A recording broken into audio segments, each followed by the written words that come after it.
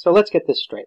AI was, in fact, a copied personality of a spacefaring alien doctor named Marilith, who, for reasons unexplained, was filled with subroutines until she was nearly lobotomized and used as the operating software in a warehouse run by an evil Hell corporation. Now that we've returned her to her original state, she wants to find out what's happened to her, and she is willing to work with us as our tank until we can find some answers. Basically. Her doctorate's in computer engineering. She said she's also certified to operate the lifter, and is trained in basic self-defense. I have to admit, as a backstory that explains the change in character personality, it's not as tragedy-filled as I was expecting. Oh, just wait. I'm sure the angst is coming. I promised hate, and you're gonna get it. I hate this module so much. It has the dubious distinction to be the only game that I've run that's had an open rebellion by the players. I've always associated it with failure, and there's a lot of fail in this. Some background. I3, written by Tracy and Laura Hickman, creators of the Dragonlance and Ravenloft settings, was originally published in 1982 as a standalone module. In 1987, it was worked into a compilation mega module called The Desert of Desolation, which included the modules Pharoah, Oasis of the White Palm, and Lost Tomb of Martak. I don't own the original modules, but I do have the mega module, so that's what I'm ultimately reviewing. I'll be going through the whole thing kind of piecemeal. We'll discuss each module as a separate entity, before tackling the mega module as a whole. So, let's start here, because this is as good a place as any. This is I3, Pharoah. This whole thing starts with the party traveling through the desert. There they meet a ghost of a pharaoh who pleads with them to break into his supposedly unbeatable tomb and steal his greatest treasures.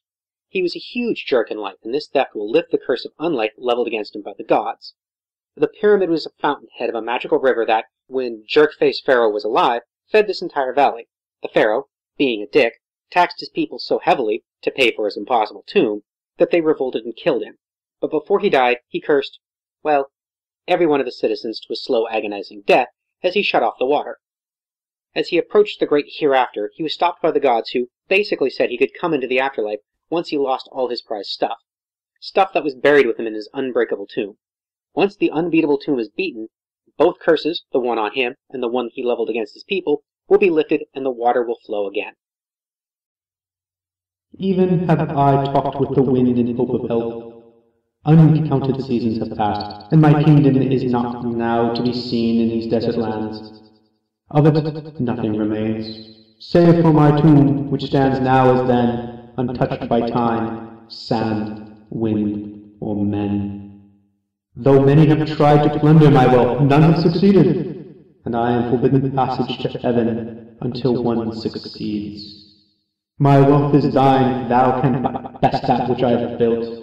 Remove both my staff of ruling and the star gem from my tomb. So then will you gain great wealth, so then will you release me. Follow my path to wealth or woe, to thy destiny, or thy doom. I have a couple of questions. Damn, he faded away. Well, I certainly didn't expect to get a quest from a ghost today. So, an unbreakable tomb full of loot? I'm feeling adventurous. You guys? I don't know. I don't like this. I'm with Thomas. I need to practice fireballing in closed spaces. His story didn't make any sense. How is stealing his belongings going to get him into the afterlife? And why do we specifically have to steal? Can't he just tell us the layout and help us do this? Why the mystery? Good point. There has to be a catch here. Maybe he's trying to lure more people into his tomb. Adventurers are a good source of treasure. After 1,000 years of dead dummies walking in, there has to be a pretty big pile of random adventuring gear in there. If we could get in, we could get enough money to upgrade Dr. Marilith. This loader is ugly. I feel like a granite stovetop clad in tin. Hey, I worked with what I had. Okay, let's scout it out and see what's what. I have to admit, ever since that bust of a jungle adventure, I've been dying to do something like this. Maybe there'll be a rolling boulder trap. The start of this dungeon begins with a bunch of religious fanatics who guard the tomb from intruders. They guard the first level, which is a false tomb that's been made to look like it's already been plundered. This is just so insane. First up, if the tomb is beaten, then the valley stops being a desert, something most people can agree is a good thing. So why are these fanatics guarding it against intruders? Secondly, Why does the party have to enter through the front door? I mean, a pyramid is just a big pile of rocks with a hollow center. If the goal is to get into the tomb, then why not dig into the side of the pyramid? That's what a real grave robber would do. But that wouldn't be fun, now would it? There are 5 parts to this tomb. The first is the false tomb, which is so obviously fake that they wrote on the wall, "Oh no, my tomb's been plundered," signed the Pharaoh. Did the Pharaoh really think a note saying "no money on premises" was going to throw anyone off? The second level, which can only be accessed by a magical one-way teleporter, which traps the party in the tomb, is a maze filled with a mist that clouds the player's senses. The walls of the maze are smooth and gently curved, making it seem like people are just walking straight, but they're really making a bunch of turns, making mapping impossible. It's a clever poor man's version of the non-Euclidean smarty-pants dungeons of old.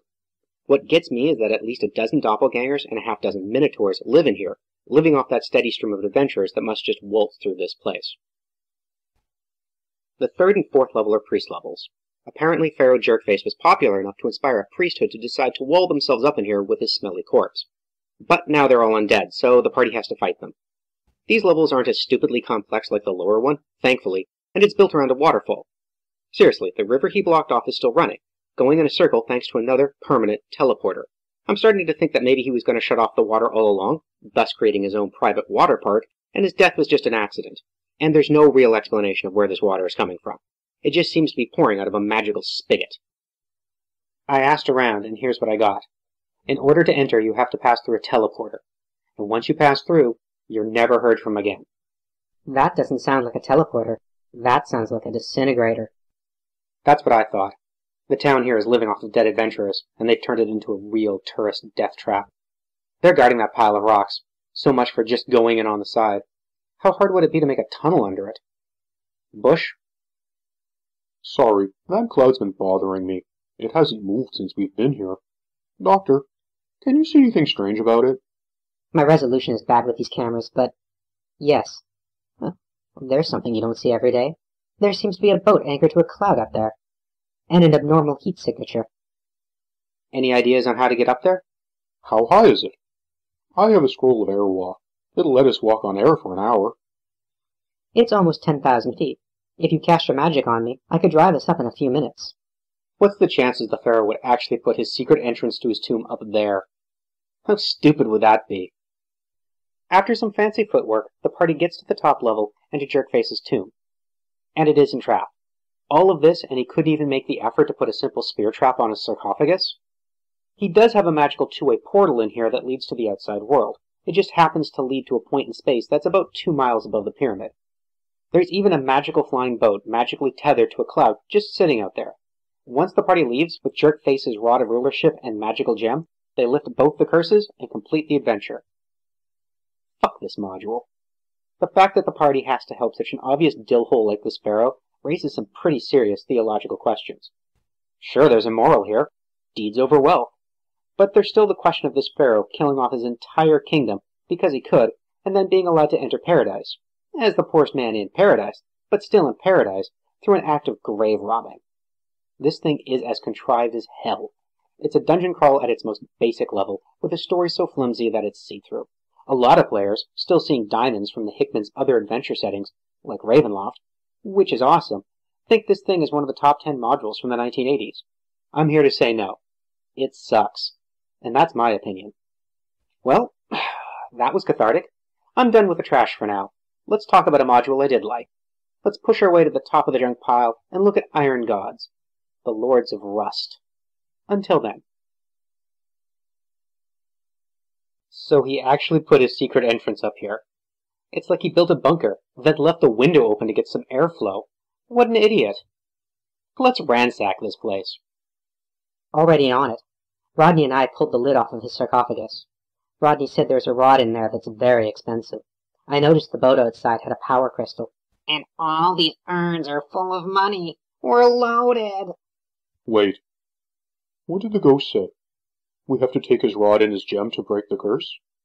Yep. If we take them both, the fountain will start shooting out water again. Oh, we can't do that. We need to leave one of them behind. If we don't, then the land will get flooded and disrupt the delicate desert ecosystem. Are you serious? Fine. What do we leave? The rod or the rock? The rod is a rod of leadership. It's worth a fortune, but I think it's almost out of charges. And the opal is a power crystal. It has data stored on it. The blueprints of the tomb, invoices, porn, no surprise there, and a large encrypted file labeled Avatar. Avatar. We take the rock. Let's load up. Our hour is nearly done. Avatar? Do you think it has anything to do with the Avatar? I don't know. Let's leave on some dramatic music. I said dramatic?